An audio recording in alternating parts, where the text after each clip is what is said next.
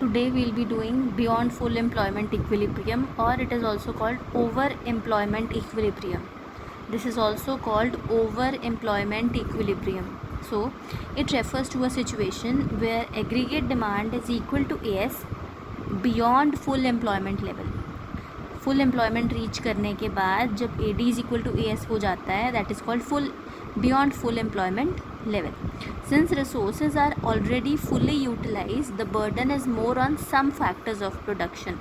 ठीक है, अब देखो रिसोर्सेज ऑलरेडी सब यूटिलाइज हैं. ठीक है, सप्लाई को एक लिमिट के बियॉन्ड आप इंक्रीज़ नहीं कर सकते, तो आप रिसोर्सेज को कांस्टेंट है तो आप एग्रीगेट सप्लाई को इंक्रीज़ नहीं कर पाओगे. ठीक है, अब डायग्राम देखते हैं. Be very careful with the diagram of this situation.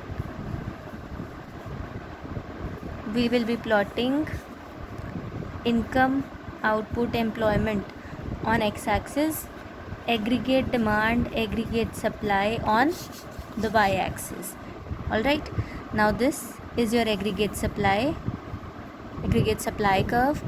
This is your aggregate demand curve. E is the point of equilibrium and OL is the equilibrium level of income, output and employment.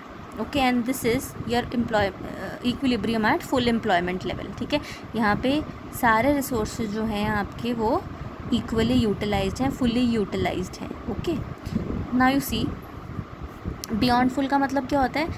Full employment reach करने के बाद जब aggregate demand is equal to aggregate supply हो जाए. अब देखो ये full employment equilibrium के बाद जब एग्रीगेट डिमांड एग्रीगेट सप्लाई के बराबर हो जाए, that is called over employment equilibrium. ठीक है, अब रिसोर्सेज आपने यहाँ पे ओवर एम्प्लॉय कर लिया. अब मुझे बताओ सप्लाई तो यहाँ पे इंक्रीज़ करेगी नहीं. Why will supply not increase. देखो सप्लाई सिर्फ इंक्रीज़ करेगी जब तक हम फुल एम्प्लॉयमेंट लेवल को रीच नहीं करते. ठीक है, सप्लाई सिर्फ तब तक इंक्रीज़ कर सकती है जब तक हम फुल एम्प्लॉयमेंट इक्विलिब्रियम को रीच नहीं करते.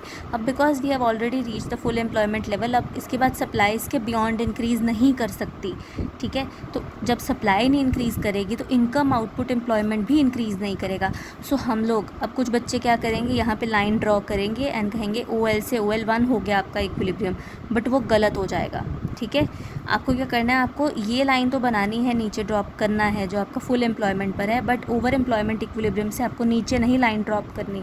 ठीक है, why, because resources can not be increase beyond certain limit. Full employment के बाद आपके अपने रिसोर्सेज जो है वो आप इंक्रीज़ नहीं कर सकते, जिसकी वजह से इनकम, आउटपुट और एम्प्लॉयमेंट भी इंक्रीज़ नहीं कर सकता. ठीक है, अब क्या इंक्रीज़ करेगा. अब देखो कॉमन सेंस है, सप्लाई लिमिटेड है.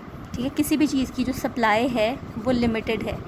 ठीक है, अब अगर उस चीज़ की डिमांड लोग ज़्यादा करनी शुरू कर देते हैं, डिमांड ज़्यादा करते हैं लोग पर सप्लाई लिमिटेड है, तो क्या होगा, उस चीज़ का प्राइस क्या हो जाएगा, उस चीज़ का प्राइस राइज़ कर जाएगा. अब यही यहाँ पे होगा, जब भी ओवर एम्प्लॉयमेंट में आप ऑपरेट करते हैं तो चीज़ों के प्राइसेस क्या हो जाते हैं, बढ़ जाते हैं. जब ओवर एम्प्लॉयमेंट इक्विलिब्रियम पे ऑपरेट होता है तो यहाँ पे प्राइसेस इंक्रीज़ करते हैं. अगर ये अंडर एम्प्लॉयमेंट इक्विलिब्रियम होता है, ये देखो अगर ये अंडर एम्प्लॉयमेंट इक्विलिब्रियम होता तो फिर वहाँ पर आपकी इनकम, आउटपुट, एम्प्लॉयमेंट बढ़ती. ठीक है, जैसे हमने कल के वीडियो में करा था. बट अगर ये ओवर एम्प्लॉयमेंट इक्विलिब्रियम है तो यहाँ पे सिर्फ प्राइसेस बढ़ेंगे आपके. ठीक है, ना कि income, output and employment. That's all for today. Thank you.